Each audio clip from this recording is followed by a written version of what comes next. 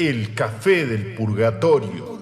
La dirección del multimedio advierte que el siguiente programa no contiene ni primicias de noticiero ni información exclusiva sobre los últimos noviazgos de la farándula. No le dirá ni los números que mañana saldrán en la quiniela, ni lo informará si temprano tendrá que ponerse campera o salir en mangas cortas. Rogamos a todos los espectadores que busquen noticias de último momento o historias sensacionalistas, tengan a bien dirigirse a otros programas, la mayoría de los cuales hasta tienen el buen gusto de ahorrarse todo tipo de historias.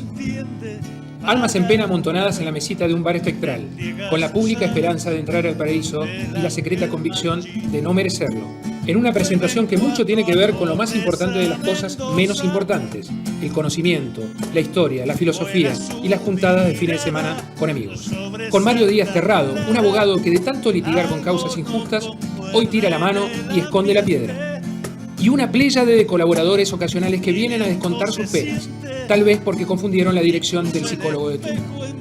Contrabandistas de historias, saqueadores de cuentos de cuanta biblioteca módica encuentran y piratas de pensamientos con la convicción de que si es la nada lo que nos espera después de la muerte, vivamos y bebamos denunciando al cielo que esto es una injusticia.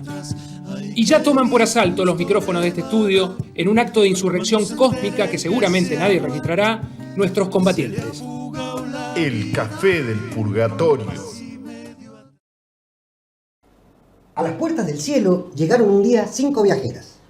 ¿Quiénes son ustedes?, preguntó el guardián del cielo. Todas miraron y respondieron. Yo soy la religión, dijo la primera. Soy la juventud, dijo la segunda. La comprensión, dijo otra. La inteligencia, dijo la cuarta. La sabiduría, dijo la quinta. Identifíquense. Y entonces la religión se arrodilló y lloró. La juventud rió y cantó. La comprensión se sentó y escuchó. La inteligencia analizó y opinó. Y la sabiduría empezó a contar una historia y terminó contando un cuento.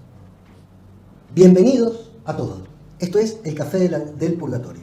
Y hoy se sienta con nosotros un pirata que alguna vez secuestró en uno de sus robos a una princesa y se enamoraron. Se sienta John Avery. Deme unos segunditos, hacemos el separador y venimos con la historia del día. La historia del día. Vamos a la historia del día. Vamos a hablar de John Avery. John Edwin Avery, que es ese tipo que quizás están viendo ahora en este momento en pantalla. Nació en Plymouth, el sur de Inglaterra, en 1771. Era un tipo muy alto, corpulento.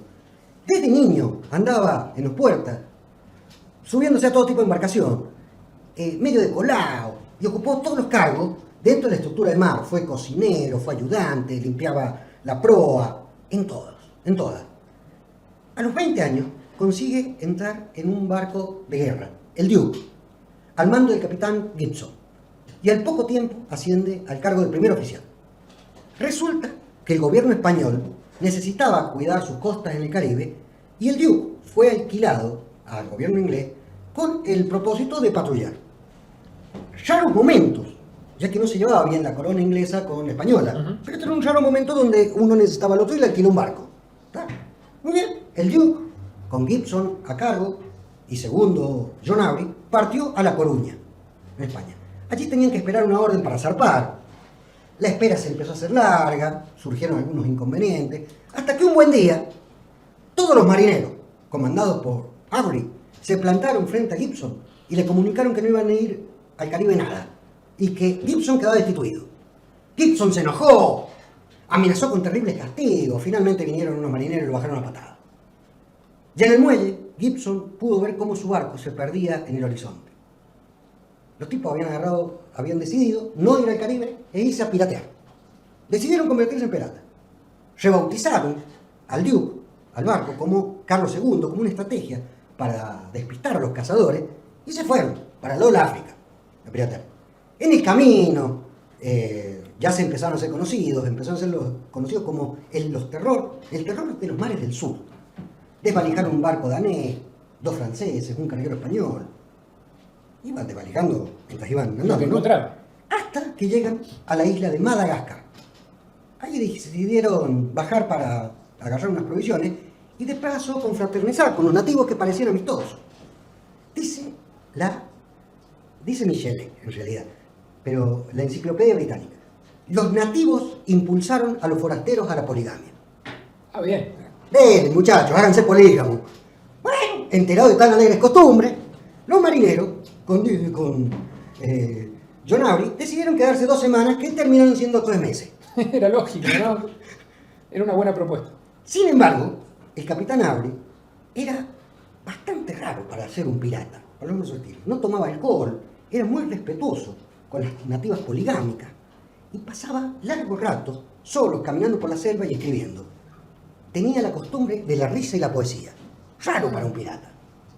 Un buen día decidieron partir, dio la orden de partir el capitán. Algunos marineros que se querían quedar con las polígamas arruinaron el velamen del barco, finalmente lo arreglaron No y se querían, fueron. no querían. No querían irse. Y se dirigieron al norte. En el cabo de Somalia, bien al norte, allí cerca de Arabia, se encontraron con otro pirata, con otro barco pirata, el capitán Tew, y se hicieron amigos.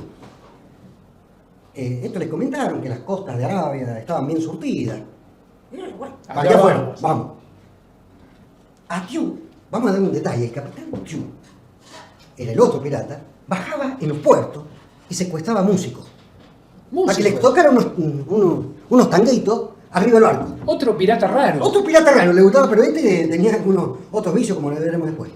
Bueno, se fueron para el lado del cabo de Somalia, ¿no?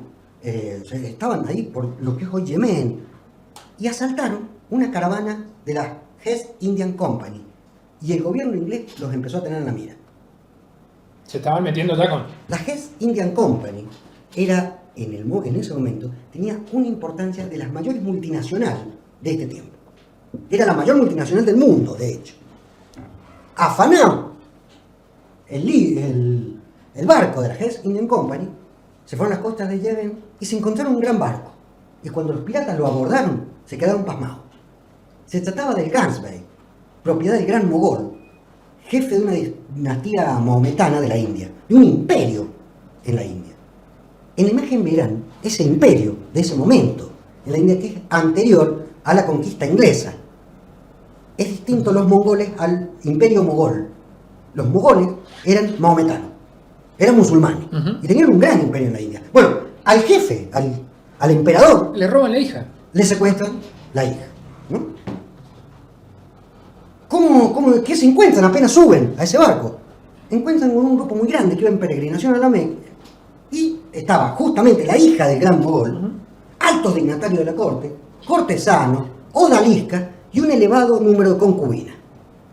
El cronista describe a la hija del gran mogol como una mujer alta, morena y hermosa. Y el capitán Avery, al parecer, advirtió rápidamente estas cualidades. Avery tomó urgentes medidas. Tomó la princesa, las odaliscas, las concubinas, el oro, las piedras preciosas, y le dijo al resto de los cortesanos, a los restos de los tipos que estaban arriba del barco, que siguieran su camino. Ahora bien, se entera el gran mogol de lo sucedido. Se enojó, amenazó con romper relaciones con el Reino Unido y rodeó con sus tropas las pequeñas comunidades británicas que estaban empezando en ese momento en la aposentarse por India. ahí. Claro. El gobierno británico respondió librando una orden de captura y poniendo precio a la cabeza de Avery y todos sus piratas. El gobierno holandés y el gobierno de Bélgica también libraron orden de captura y pusieron a sus ejércitos a perseguirlo, a Avery. Mientras tanto, una noche, de esas que estaban parados los dos barcos, iban a hacer una fiesta. Y Avery convenció a Tew, al otro capitán, de que la princesa y la joya estarían mejor cuidadas en la fiesta, en el Carlos II, y a cambio, en el barco de él, ¿no? Y a cambio le dejó las odaliscas y las concubinas para divertirse en el barco. Y Avery se fue a dormir temprano. Algunos piratas se dieron cuenta y lo siguieron.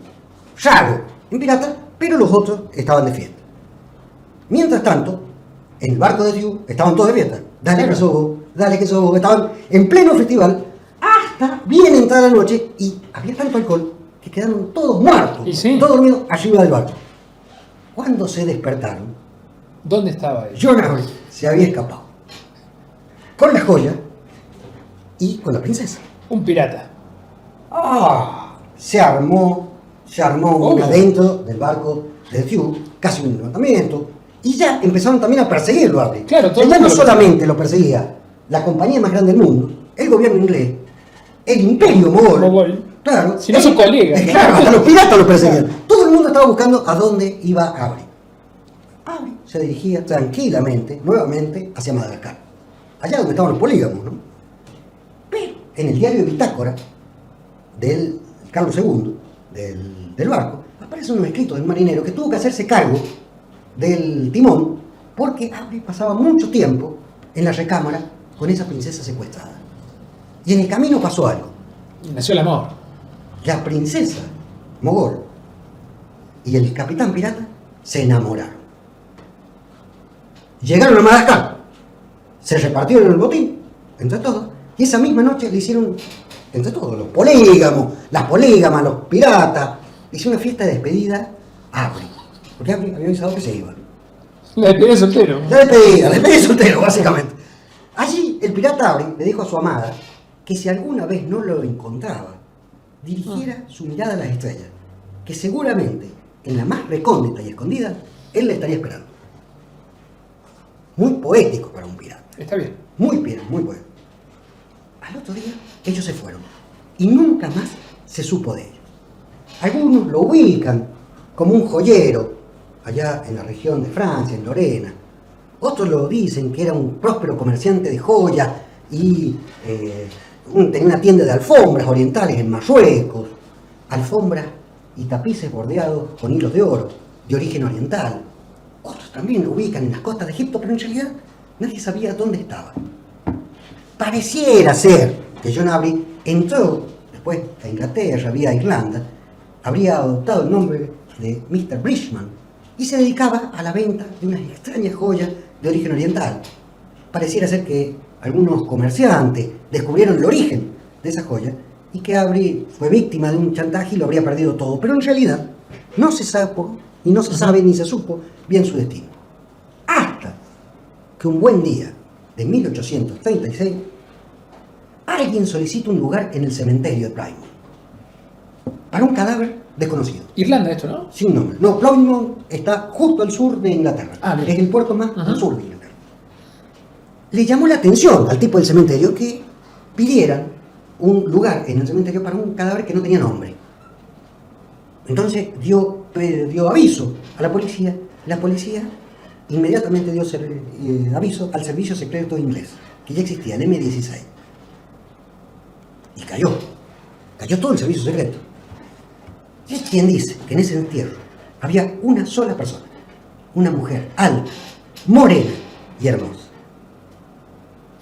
La historia hubiese sido fantástica si hubiese terminado ahí, pero no terminó ahí, porque ya que estaba el servicio secreto y estaban buscando a John Abril, descubrieron que ese era el muerto, e intentando congraciarse con el gran mogol, que todavía seguía enojado porque le habían afanado la hija, inmediatamente embarcaron la princesa rumbo a la India, pero ella, en un descuido del guardia, decidió tirarse por la borda en las Islas Azores. Allí, donde en este momento están viendo, en el medio del mar, en este momento están viendo el mapa. Y cuando se tiró a esa altura, fue devorada en el mar por una multitud de tiburones. No la pudieron sacar. Tal vez ella esperaba encontrarse con John Abril en aquella recóndita y escondida estrella, en aquel cielo que él mismo alguna vez le había prometido. Este era John Abril, el ídolo de los piratas, un pirata bastante poco conocido para la gente común, pero muy conocido en su tiempo por el mundo pirata. Y los datos, por sobre todo, han sido sacados de la Enciclopedia Británica, porque dio lugar a un conflicto diplomático de envergadura. Importante, claro. En ese momento.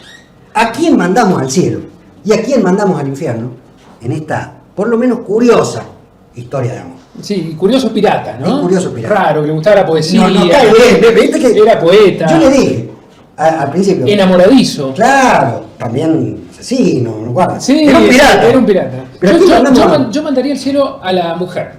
A la mujer de la princesa. A la princesa. Hay que ser la mujer de un pirata, ¿no? Hay que enamorarse. Porque la muerte está a la vuelta de la esquina. Claro, claro. No solamente de su amado, sino de ella misma, ¿no? Por estar con él.